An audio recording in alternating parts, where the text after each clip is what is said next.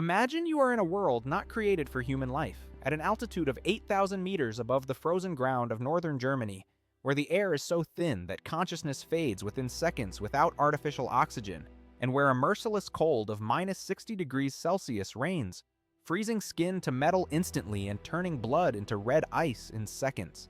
It is December 20th, 1943.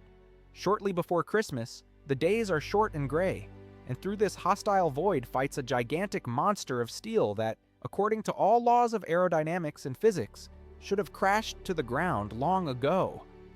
It is an American B-17, the legendary Flying Fortress.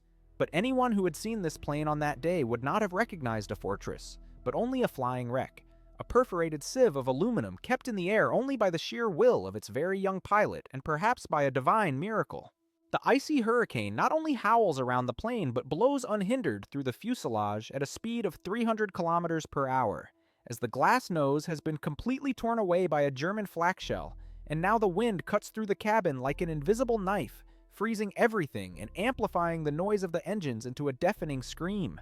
Inside the machine, there is a scene that would break even hardened soldiers, for the floor is smooth and slippery, not from ice, but from the frozen blood of the crew that has spilled over the shell casings and equipment.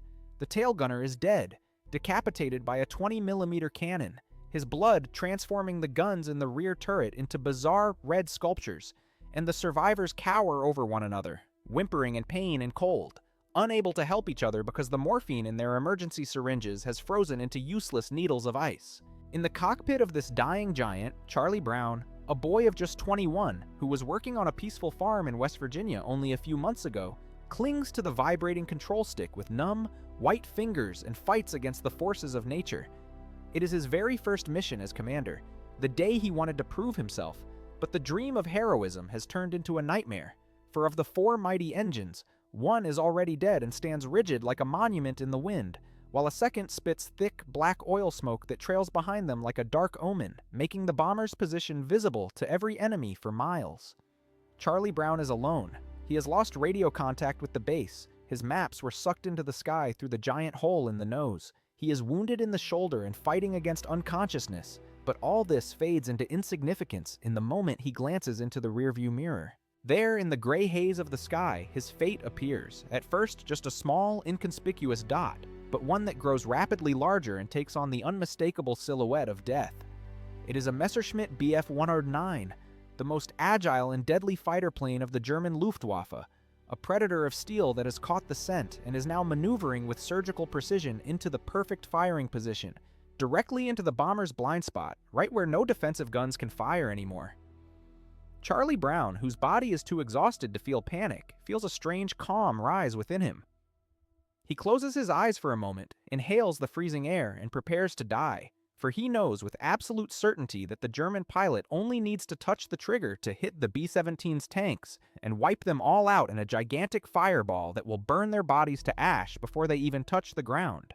But to truly understand why this surefire shot will never be fired and why this day would go down in history, we must radically change our perspective and look into the cramped cockpit of the fighter where Franz Steigler sits, a man who is the exact opposite of the inexperienced American. Steigler is a veteran, an ace of the Luftwaffe, whose eyes have seen things that would break a normal human being, who has fought in the scorching deserts of Africa against the best British pilots, and who understands war not as an adventure, but as a craft. On this specific day, December 20th, Franz Steigler is not fighting for the Führer or for the fatherland, but he is fighting for himself, for his record already holds 27 confirmed aerial victories, and he knows that he needs only a single kill, a single burning bomber, to reach the magic number that would earn him the Knight's Cross. The Knight's Cross was then not just a piece of tin around the neck, it was Olympus, the proof of immortality, respect, and honor, the goal for which he had risked years of his life. When Stigler took off from Jever Airfield and saw the smoking, limping bomber in the sky, he thought fate was serving him this victory on a silver platter, a simple target, easy prey that could barely keep itself in the air. He chased his machine up, brought it behind the tail of the B-17, switched on his sights, and placed his thumb on the red button on the control stick, ready to end the story. But in exactly this second, as his finger tensed, he hesitated because what he saw made no sense. Normally, a B-17 would spit fire from all barrels. A deadly hail of caliber 50 bullets would fly towards him, but here there was dead silence. The machine guns of the bomber pointed mute and lifeless into the sky, like the fingers of a corpse. Driven by a mixture of professional curiosity and an inexplicable premonition, Stigler eased off the throttle and let his machine glide closer. Closer and closer, until he was only a few meters away from the fuselage, so close that he could count the peeling paint and the rivets. And then he saw it. Through the huge, frayed holes in the outer skin, where the shells had torn away the metal, he could look directly into the interior of the aircraft, and what he saw was no longer a military target, but naked, unvarnished human suffering. He saw men lying on top of each other to keep each other warm. He saw a gunner whose bloody hands were too weak to load the weapon, and who just stared at him with wide eyes, and he saw the omnipresent blood staining the fuselage red. In this single, crystal-clear moment of realization, something happened in Franz Stigler's mind, something stronger than years of Nazi propaganda and stronger than the desire for the Knight's Cross. He suddenly remembered the voice of his old mentor and commander Gustav Rodel, who had once told him a sentence in the shimmering heat of North Africa under the desert stars that had burned itself into his soul. "Franz, honor is everything. You are a fighter pilot, not a butcher. If I ever hear that you shoot at someone hanging in a parachute, I will shoot you myself." Stigler suddenly realized that this destroyed bomber before him was nothing other than a parachute of metal and steel, that these men, although they were still in the air, were actually already dead, and that if he pulled the trigger now, he would no longer be a soldier, but a murderer executing defenseless people. He made a decision that was madness, a decision that, if discovered, would mean his certain death by a firing squad for high treason. He took his thumb off the fire button, exhaled deeply, and broke out of the firing position. Instead of attacking, he placed his gray Messerschmitt directly next to the cockpit of the bomber, wing to wing, so close that the turbulence almost made the machines touch, and so the two pilots could look each other directly in the eyes across the abyss of war. Charlie Brown, who froze in terror when he saw the face of his enemy only a few meters away, the flight goggles, the leather helmet, expected the deadly burst of fire at any moment, and thought the sadistic German just wanted to examine his victims one last time before sending them to hell. But Stigler did not shoot. He nodded to the American, a short, almost imperceptible nod, and then began to gesture wildly, pointing again and again down to the German ground, forming words with his lips that Brown could not hear. Stigler wanted to tell him, "Land, you are insane. Your plane is scrap. You won't make it across the sea. Land and surrender, then you will survive and get medical help." But Brown, trapped in his fear, his pain, and the deep mistrust of war, did not understand him. He saw only a wildly waving Nazi trying to lure him into a trap. Stubbornly, the American shook his head and held course towards the west, towards home, ready to die in the freezing waves of the North Sea rather than fall into German captivity. Franz Stigler cursed inside his oxygen mask about this damned stubborn American boy, but instead of peeling away and leaving him to his fate, he made the second incredible decision of this day. He knew what lay ahead. The Atlantic Wall, the coast bristling with hundreds of German flak guns, whose gunners were just waiting to bring such a slow, low-flying bomber out of the sky. So Stigler stayed. He maneuvered his machine so close to the B-17 that they formed almost a single unit and flew formation with the enemy. He used his own Messerschmitt, his own life, as a human shield, knowing full well that the German gunners on the ground had strict orders not to fire if their own fighter planes were at risk. And so the miracle happened. The German soldiers on the ground saw the American bomber through their sights, but they also saw the German machine at its side, and they were confused. They thought the fighter had captured the bomber or was bringing it home as a trophy, and so the cannons remained silent. Mile after mile, the hunter escorted his prey safely through the death strip until they finally reached the open gray water of the North Sea, where the danger from the flak ended. Here, over the cold, endless ocean, Stigler knew he had to turn back, as his fuel was running low and he ran the risk of encountering British Spitfires that would show no mercy. Before he turned away, he cast one last, long look over at Charlie Brown. In this moment of absolute silence, high above the clouds, there was no more hate, no ideology, no nationality, but only two young men who had survived by a miracle. Franz Stigler straightened up in his cockpit and slowly raised his hand to his forehead to salute, a gesture of the deepest military and human respect that Brown would never forget.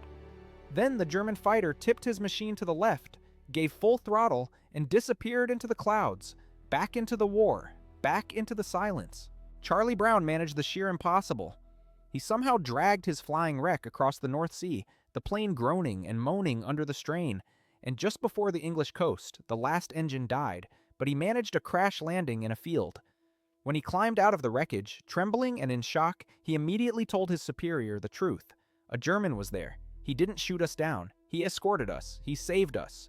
His superior was stunned, but the reaction of the military high command was brutal and cynical. They said, "Brown, you keep your mouth shut. That is an order. This incident is top secret.